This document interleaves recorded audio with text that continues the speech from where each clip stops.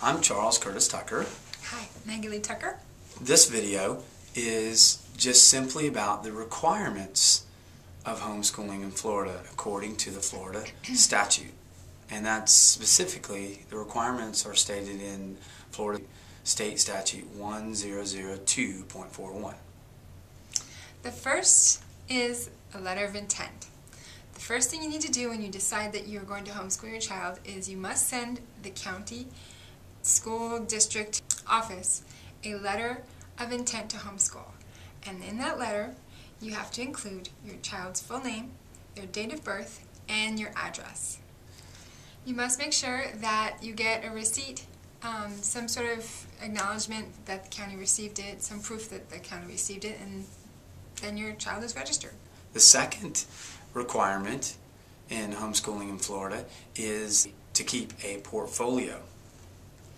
Portfolio are samples of your students' work, and the focus of the portfolio is basically to show progress. So you want to keep a portfolio of the work that shows the progress that your child has made. It also includes a list of reading materials that they have done throughout the year, and also a log of activities that you have done, educational activities that you've done with your child. We have to keep the portfolio for 2 years. The next step is every year on the anniversary of the date that you sent your letter of intent to the county, you have to provide the county with an evaluation. And the evaluation is of the portfolio of your child's work. Evaluation, the purpose of it is basically to determine that your child has made progress, and it must be done by a Florida certified teacher. Well, there's several choices of how to get the evaluation done. It doesn't mean a test.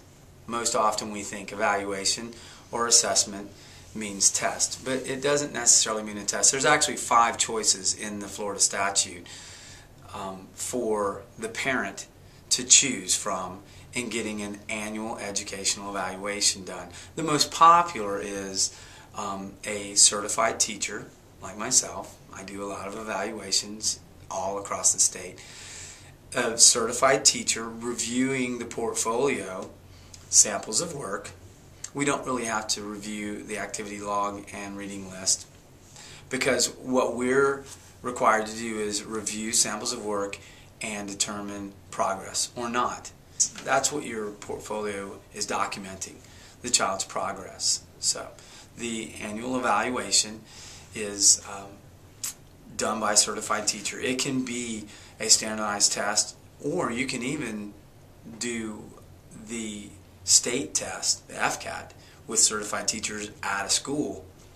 Almost nobody does that, but there's a couple other choices. The superintendent can agree to do whatever evaluation you want, and as long as you agree with them and they agree with you, you can do whatever evaluation you propose to them, or a psychologist can do an evaluation.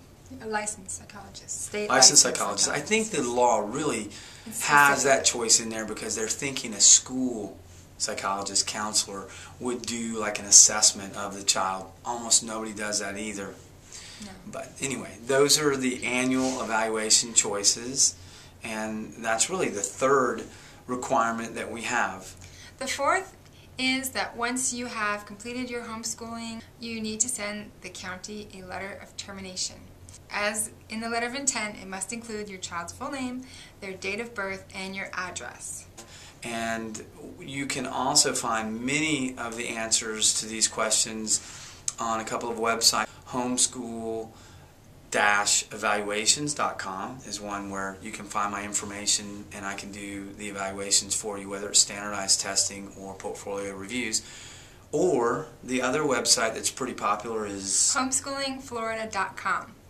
That has a blog with a lot of answers connected with, Facebook and Twitter and all that kind of stuff. Thanks for watching.